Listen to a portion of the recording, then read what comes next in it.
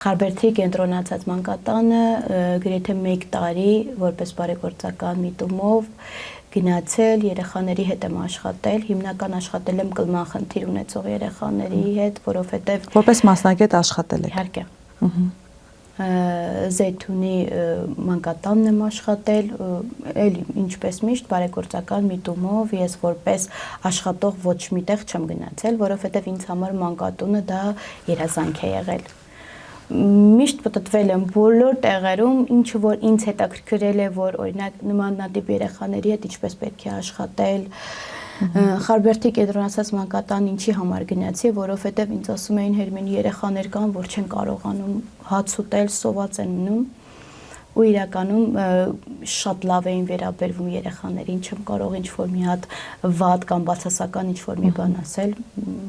Հրաշք մասնագետներ կային, հրաշք կոլեկտիվ էր, որը որ երեխաներին կարողանում էին այն ամեն ինչը տալ, ինչը որ իրենք չէին ստանում իրենց ընտանիքներում։ Բայց դուք ինչ զգացողություններ եք ունենում, երբ որ աշխատում եք։ Սարսափելի։